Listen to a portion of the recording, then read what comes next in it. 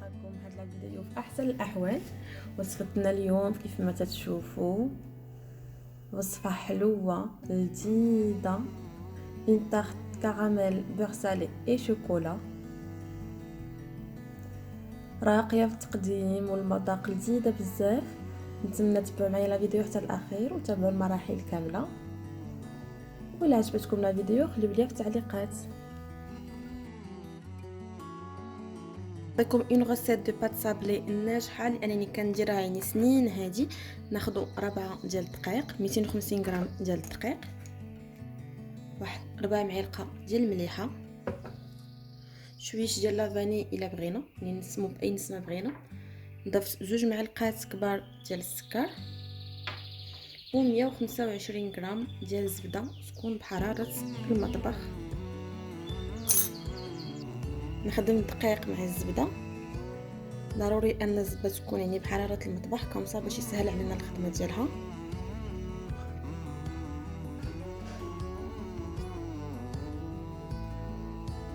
هاد المرحله هادي غادي نضيف واحد البيضه كامله وغادي نخلط ونجمع لاباط ديالي بلا ما نعجنها بزاف.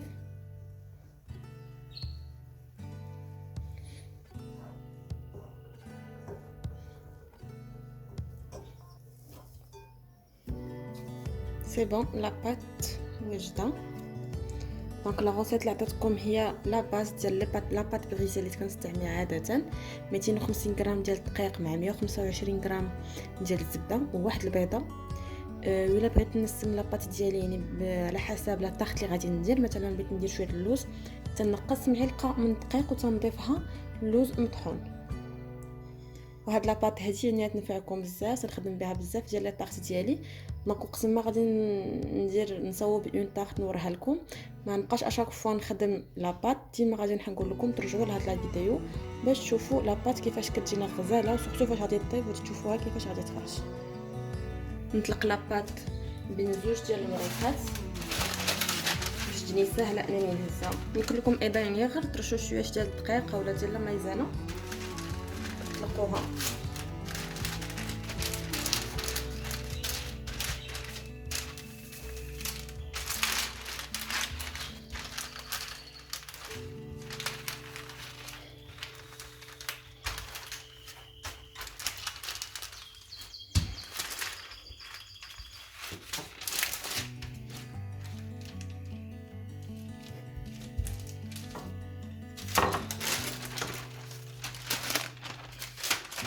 شوفوا السمك ديال لاباط،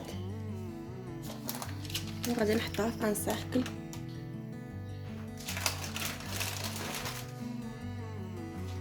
كما كتشوفوا لاباط كتجيني واقفه وشاده في راسها وكطاوعنا في الخدمه، يعني ما كتهرش وما تتقطعش.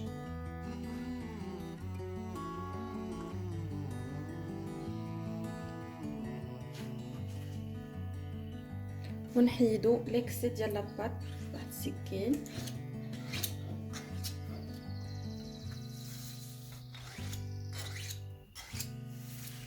باش كتجينا مقاده ونيت من الفوق. لا كونتيتي ديال لاباط عطيتكم يعني كتجي نورمالمون فواحد المول اللي يكون كبر من هذا. انا درت المول صغير لانه بغيت ندير دي ميني تارتليت، بغيت كوم شكل ديال لاباط باش ندير فيها دي تارتليت صغار. يعني لا كونتيتي اللي عطيتكم ديال لاباط ولا اللي غنعطيكم ديال لا غاناش ولا ديال لي كراميل فهما تيجيو تقريبا في هذا المول هذا الكبير.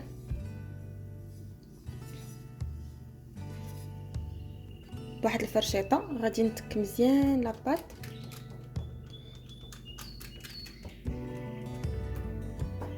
غادي نحطها في الثلاجه تبرد نص ساعه حتى لساعه، غتبرد مزيان. عاد ندخلها الفران طيب يعني يطيب عادي حتى كتحمر. النار تكون متوسطه، ما نساوش الجناب.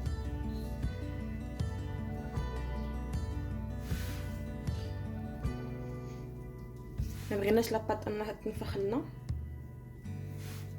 تبقى لنا هكا بلات.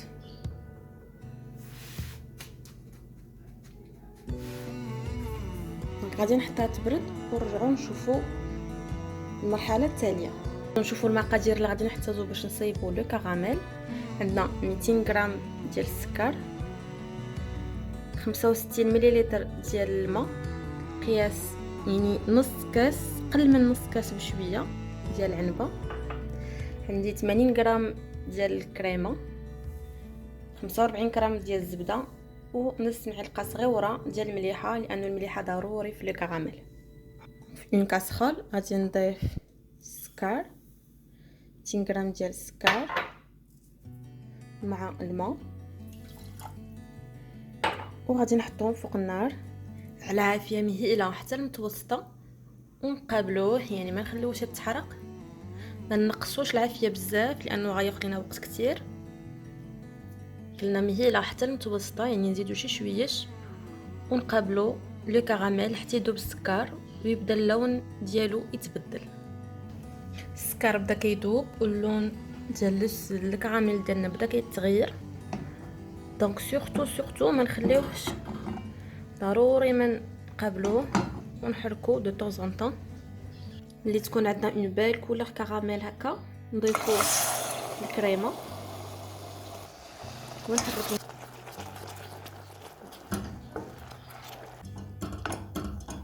دونك نطفي النار ونضيف الزبده،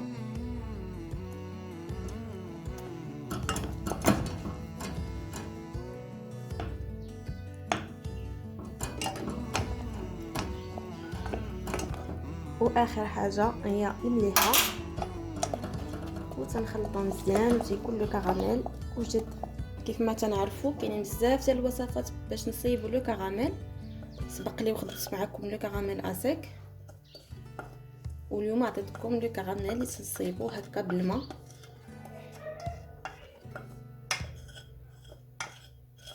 بجوجهم زوينين والمذاق ديالهم زوين وتيجيو ناجحين كيف ما تتشوفوا.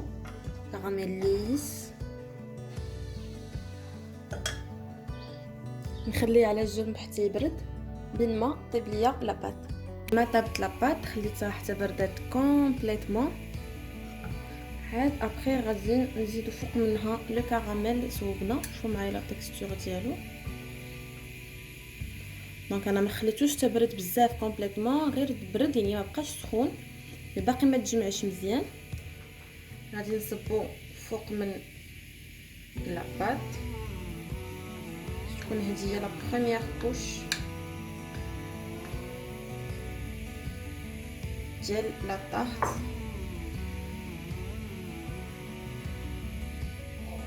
نقاد هاد لاكوش هادي مزيان وغادي ندخلوه للثلاجه تيبرد.